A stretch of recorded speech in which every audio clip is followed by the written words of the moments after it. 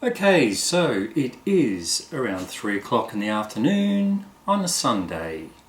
What can we do? I know. We're going to do corned beef because this is going to take us about 3 hours. That's why I'm starting now. So it's a good time to do it on a Sunday afternoon and have a really nice Sunday dinner. So here it is. This is the corned beef, sometimes called silverside after it's cooked. Okay, now it's basic ingredients and it's a really basic recipe. This is something I developed myself again over years, but it just takes a long time, obviously, which we'll get to. So just starting, obviously this is a 1.2 kilo. This recipe will work up to say 1.5 kilo. You don't want to go under a kilo. So you know, and it only costs about $10. It was $9.50 or something. So it's a good cheap meal. If this would feed 4 people easy. So imagine, you know, $4 and these few ingredients. 4 people, these ingredients have $10, probably $15. Feeding 4 people, that's under $5 each, right? So that's a good cheap meal.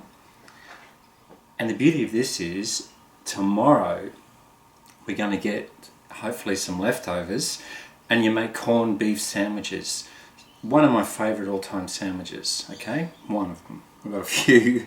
But anyway, so let's go through the ingredients. First of all, you can use water for this. You don't have to use stock. The only reason why I use stock is because I like to use stock. You don't have to, right? You can just use water. Then we've got the holy trinity, what I call the holy trinity of our base vegetables. So whenever you're doing any sort of soup, stock, boiling meat, doesn't matter if it's chicken, turkey, you know, when I'm making chicken stock, for example, this is your holy trinity: onion, carrot, celery. You just cut them up coarsely because they're just going to go into the pot. We're not going to eat these. These are just to give flavour. Then some brown sugar, which I like to add, malt vinegar. I'm pretty sure in the olden days, from my mother's days, they would just use normal vinegar. I like to use malt vinegar. And then some peppercorns. Again, that sort of fits in with this holy trinity. And I'll probably, you know, bung in a bit of salt to season it as we go. So that's that. And a big pot with a lid. So we can start to assemble it basically. So what I'm going to do is just put my meat in there. So obviously we're going to fill this up with water or stock, right? So you need a pot big enough to hold the meat as well as go above it. You want to go a couple of centimetres above it, right? So obviously the pot needs to be that big. With the carrot,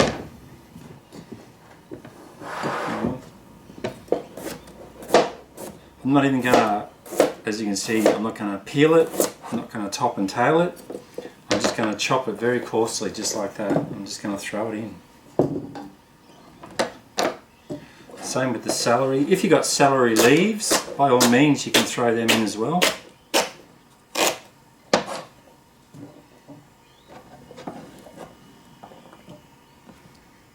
What's that?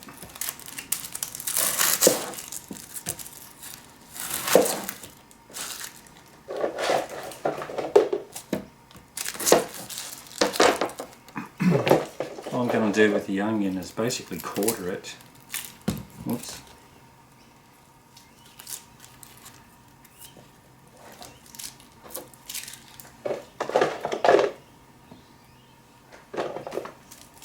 That's my compost bin. So just quarter it like that. 2 on that side, 2 on that side. Peppercorns, I don't know, 5 or 6.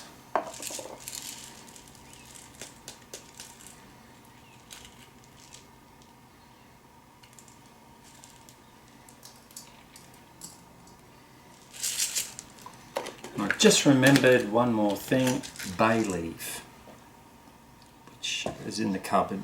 I'll get that out in a minute. I'll just finish this off.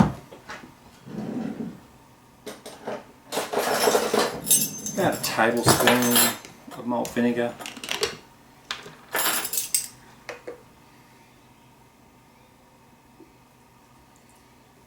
pour it directly onto the meat. You can vary with this. Add a bit, take a bit out.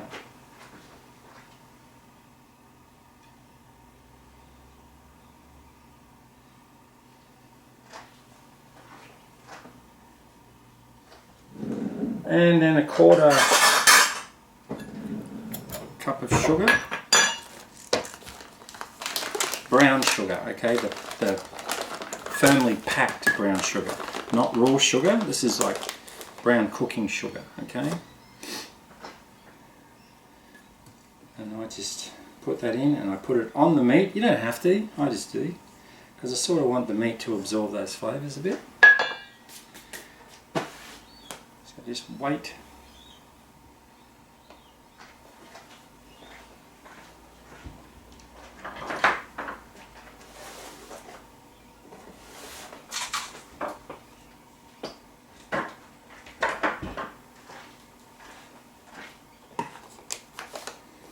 And just repack my sugar. Yes, just use a rubber band, come in handy for a lot of things. Because the packaging is crap. I should really put that into a little old plastic bowl. And here's my bay leaves. So I just got dry ones. I'm just going to put 2 in, because these are quite flavoursome. You don't want to overpower it. That's basically it. So now, what we do, well, in this case I'm going to top it up with stock. But as I said, there's absolutely no reason why you can't use water to do this. In fact, traditionally you use water, okay? I'm just being a little bit fancy pants. Why? Because I can.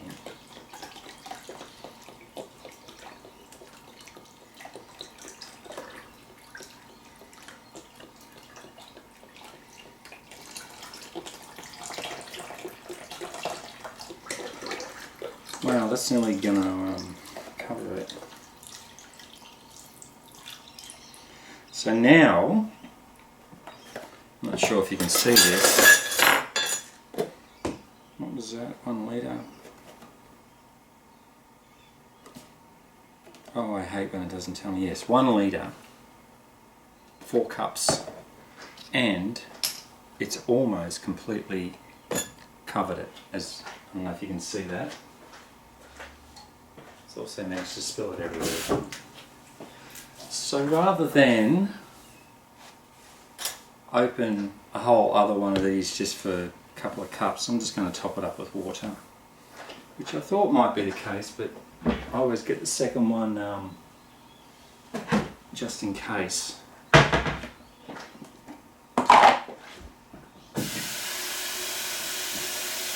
So bear with me.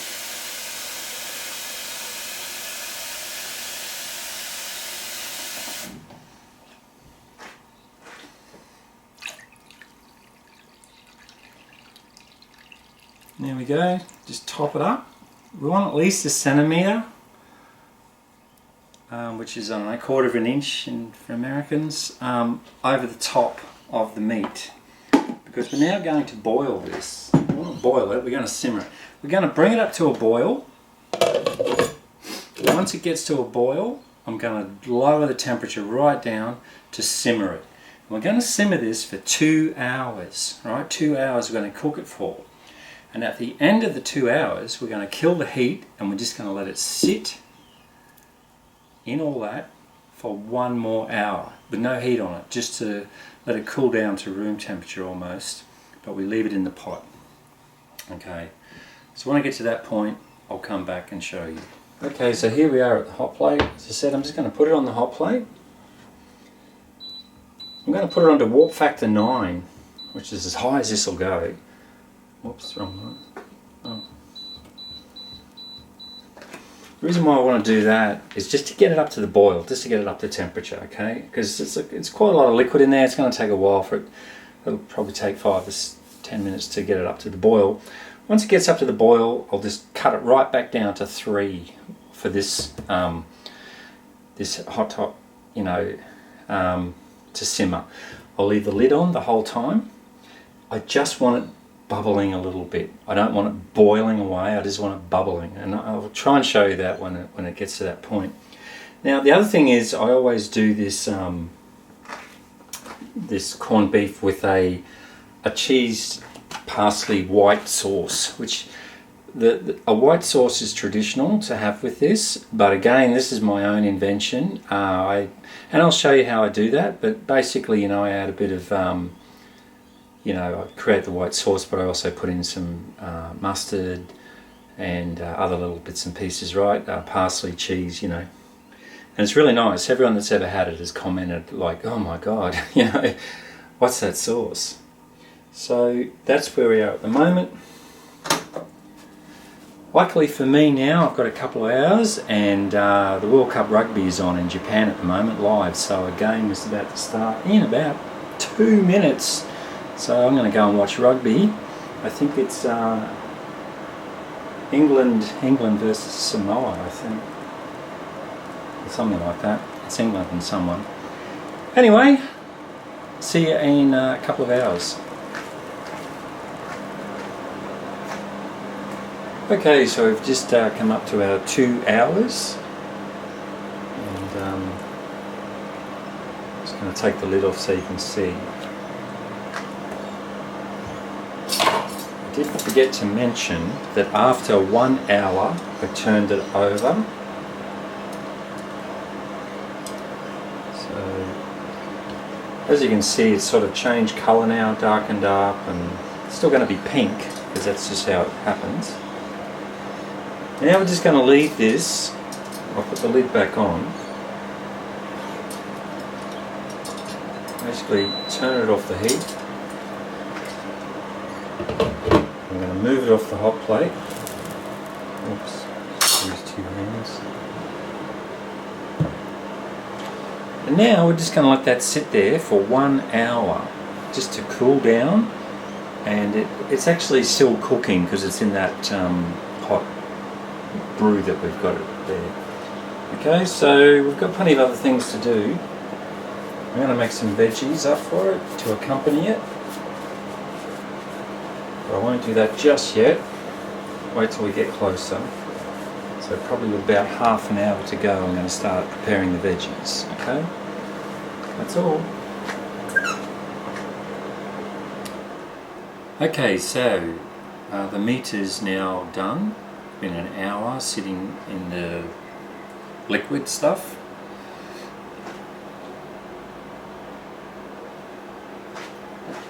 So what I've prepared here is just tin foil, alfoil, and I sprinkled some more of that brown sugar just on there. It's a couple of teaspoons of sugar, because what I'm going to do now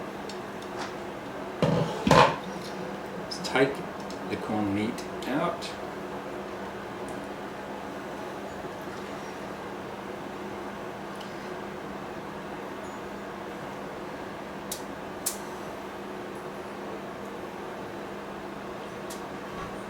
So here it is, looking good. You probably can't see, but that's originally where the fat was. That's what I want to put down onto the sugar. Okay, like that. And then you can see it's actually shrunk a fair bit. That's normal. So then I'm just going to wrap it like that. Now, anyone that knows me, I do this a lot with steak, chicken, whatever. Whenever I want to rest something, I put it in alfoil like this. Keeps all the juices in, keeps it nice and moist and everything. So I'm just going to put that aside. Now this is going to be awesome stock. So later I'm going to strain that, get all those veggies out. They're no good, they'll just go into the compost bin. But the liquid that's left is going to be one of the best beef stocks I'll have for a long time. So what I do is I just let it cool down and then I get sandwich bags and a cup measurer, and I just put 2 cups, sometimes just 1 cup, into a sandwich bag, zip it up and put it in the freezer. Then whenever I need to use it to make a gravy or I want to stock for something, I just take it out of the fridge, leave it on the bench. Usually, I don't know, 20-30 minutes later, it's defrosted, it's back to liquid again, and then I use it. So already I'm thinking, oh my god, because I had a little try of it, it tastes delicious. I can feel rissoles coming on soon. This will make a perfect gravy stock for rissoles. So I'll just leave that over there to cool down. In the meantime, I've been doing my veggies. I really just using whatever's in the fridge, right? So whatever you like. So for me, I've got some potatoes cooking right now. They're on the stove. They've just come to the boil. I'll give them another 5 minutes, and then I'll put my carrot in, give that 5 minutes, and then I'll put my snow peas in, which I've topped and tailed. I'll put them in for maybe 3 minutes, and then what I'm going to do is something a little bit extra. Okay, I'd normally do this if I had a guest over or something, but whatever, I thought I'll just do this to show you. After I've more or less, blanched them into the water, I'm then going to get some butter and some garlic, and I'm going to put it into a fry pan, and I'm going to fry these up just for something different. Okay, it's really nice when you do it like that. The potatoes just going to be mashed, and I still have to make the parsley and cheese sauce for our meat, and so that's what I'll be doing next. Okay, so I have now assembled all the ingredients for the parsley sauce that we're going to make. So basically 30 grams of butter, quarter cup of plain flour, a third of a cup of flat parsley or continental parsley, my favourite herb, 3/4 of a cup of cheese, that's just grated cheddar cheese, and my other favourite, a tablespoon of Dijon mustard. Don't be afraid of Dijon mustard, right? It's not hot like other mustards, it's very mild. It gives absolute beautiful flavour to things, especially mashed potato or a sauce like this. It lifts it. And yeah, I've added these things over the years as I think, oh, what else could it use, what else could it use? This is my final sauce for this recipe, if you like, and I think it's really good. Anyway, now we've got it assembled, we're going to go over there and cook it.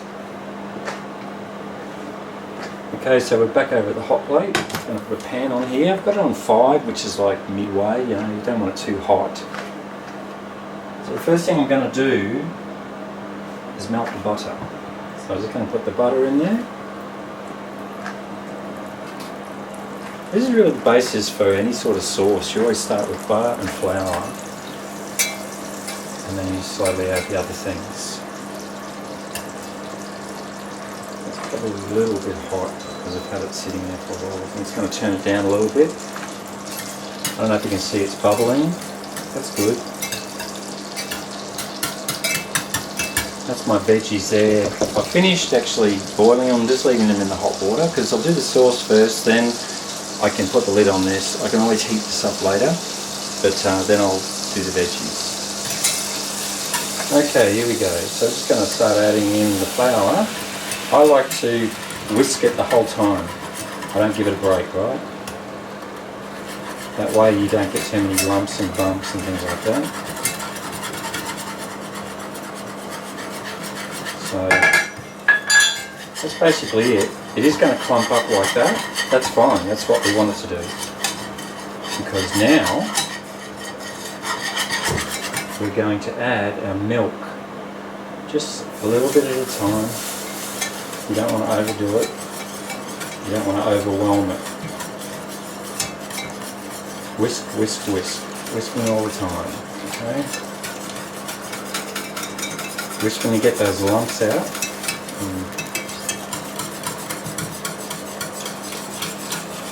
Even though in the recipe I've got, I've said 2 cups of milk, you might find you might need more or you might need less. It just depends how accurate you are measuring out the flour and stuff like that.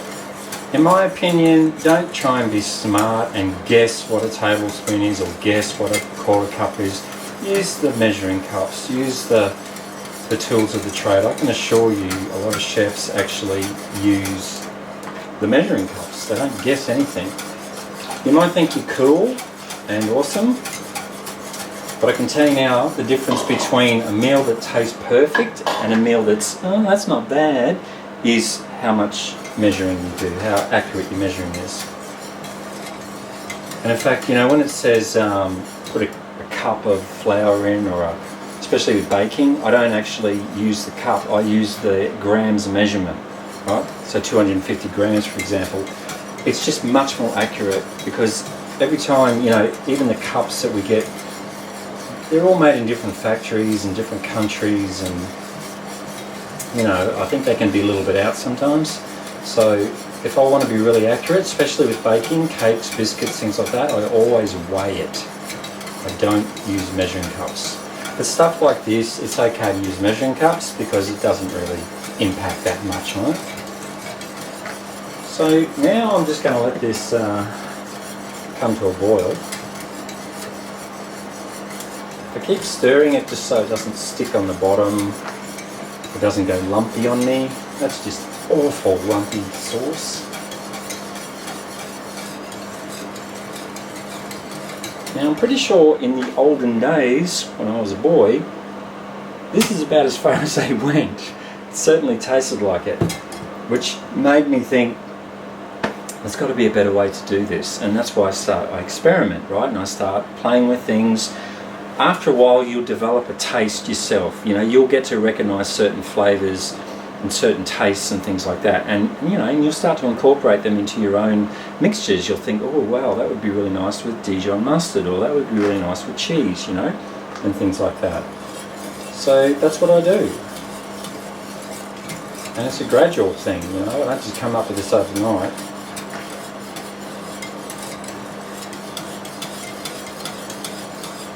Okay, just waiting for it to just come to the boil. We don't want it bubbling. Just want it simmering, like we're going to make custard. That's how I do custard. That's for another video.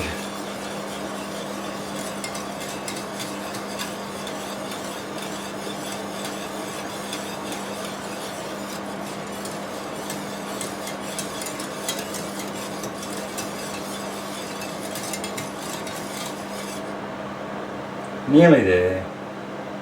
Let's speed it up.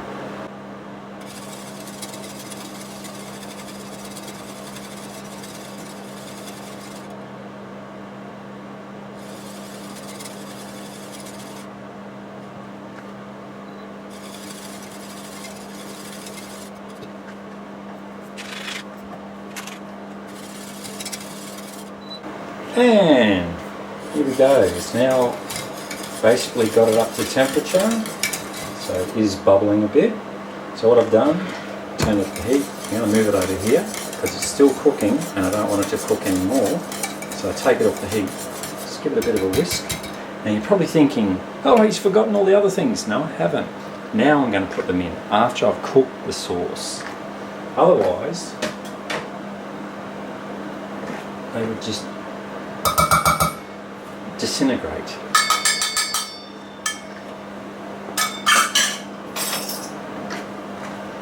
So just like that, nothing fancy, just chuck the whole lot in.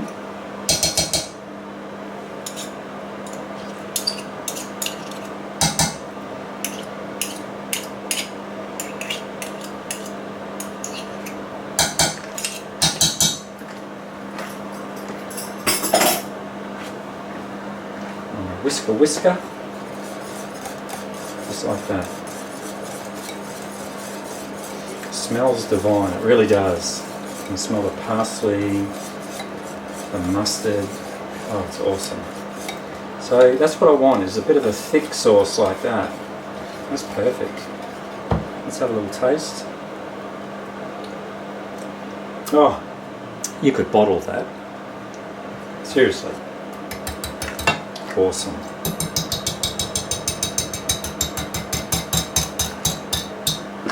Right. So what I'm going to do now is just put the lid on, off the heat. It can sit there. That's going to stay hot for quite some time. Now I can focus on getting the veggies done. Okay, we're nearly done. I'm just going to finish off these vegetables as I promised. So all I've done is I've put some butter in there with some minced garlic, just a teaspoon of minced garlic. Okay. So I'm just going to get that up to temperature. So it's going to brown that garlic a little bit, just a little bit. Okay.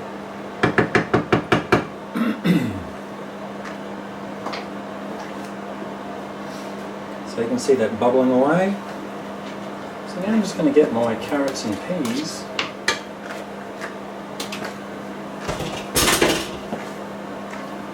And I'm just going to toss them around in that. Let them fry off.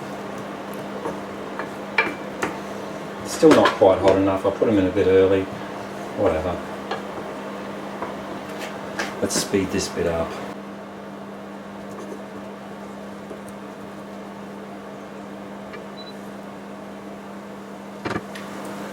So while that's frying off, I'm going to start assembling everything else. So enjoy watching this. It's almost as good as watching paint dry.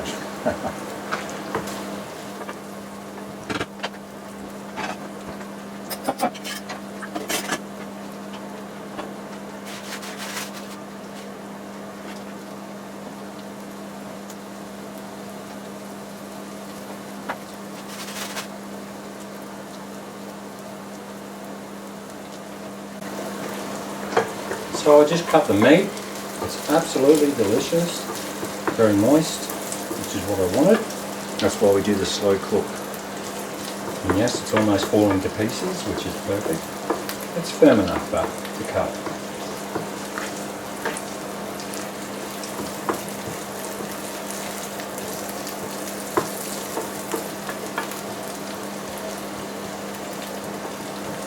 So all the peas have come out of their pods. I knew that was going to happen because I like it like that. That's what happens when you heat them up like this.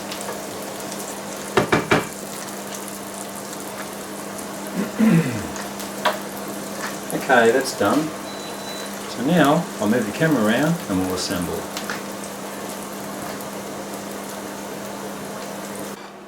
Okay, so here we are. I've cut the meat, as you can see. Nice and pink, a little bit of brown around the edges, that's how we want it.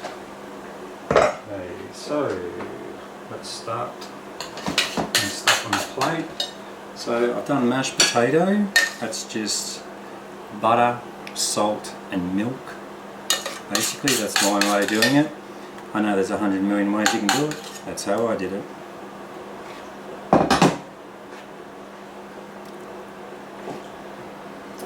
Then we have our awesome garlicky other veggies, garlicky butter. So just delicious, smell delicious.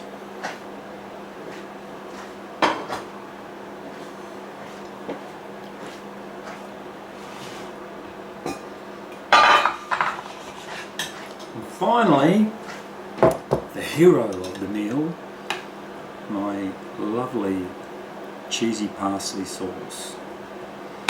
So I'll just put it on like that.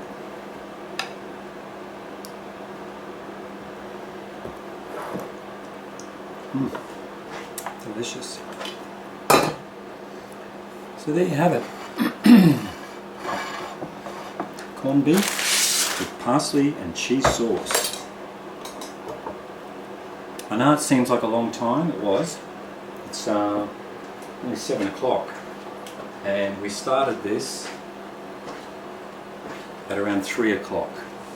But that's okay, I don't mind waiting, I'm patient. And this is going to taste sensational. And as I said, I'll do an update video probably tomorrow and make some sandwiches out of the leftovers. Because it's really well worth it, right? And I was lucky enough to be able to watch the Rugby World Cup in between, so time was flying for me. Anyway, that's it. Hope you like it. See you next time.